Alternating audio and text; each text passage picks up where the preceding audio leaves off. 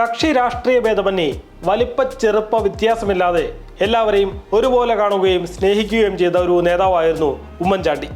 ജനക്കൂട്ടത്തിന് നടുവിൽ ജീവിച്ച ഉമ്മൻചാണ്ടിയെ ജനക്കൂട്ടം അനുഗമിക്കുന്ന അത്യപൂർവമായ കാഴ്ചയാണ് അദ്ദേഹത്തിന്റെ മരണശേഷം 2 പകലും ഒരു രാത്രിയുമായി നമ്മൾ കണ്ടത്.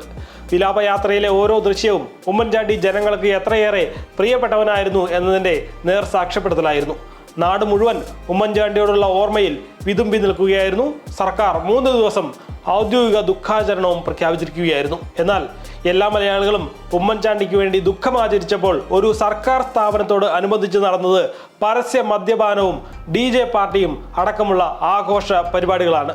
ഉമ്മൻചാണ്ടിയുടെ വിയോഗത്തെ തുടർന്നുള്ള ഔദ്യോഗിക ദുഃഖാചരണത്തിനിടെ തിരുവനന്തപുരം മെഡിക്കൽ കോളേജിൽ DJ പാർട്ടിയും മദ്യപാനവും നടന്നതായാണ് പരാതി.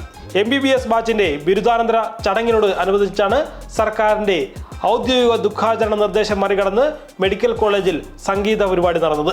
മെഡിക്കൽ കോളേജ് വാർഡിലെ മുൻ കൗൺസിലറായ GS ശ്രീകുമാർ മുഖ്യമന്ത്രിക്കാണ് ഇത് സംബന്ധിച്ച് പരാതി നൽകിയിരിക്കുന്നത്.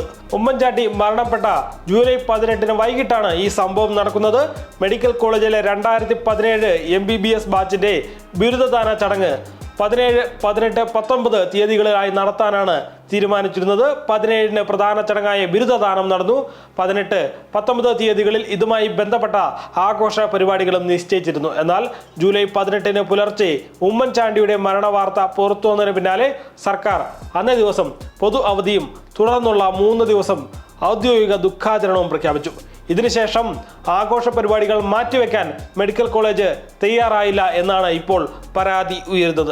18-ന് വൈകിട്ട് തിരുവനന്തപുരം ദർബാർ ഹാളിലും ജഗതിയിലെ വസതിയിലുമെല്ലാം ഉമ്മൻചാണ്ടിയുടെ മൃതദേഹത്തിൽ അന്ത്യോപചാരം അർപ്പിച്ചുകൊണ്ടിരുന്ന സങ്കടകരമായ അവസ്ഥയിലും മെഡിക്കൽ കോളേജ് ഗ്രൗണ്ടിൽ സംഗീത പരിപാടി നടത്തിയെന്നാണ് പരാതിയിൽ പറയുന്നത്. ആഘോഷ പരിപാടിക്കിടെ നടന്ന പരസ്യമായ മദ്യപാനം പ്രദേശവാസികൾ എക്സൈസിനെയും പോലീസിനെയും വിളിച്ച് അറിയിക്കുകയും ചെയ്തിരുന്നു.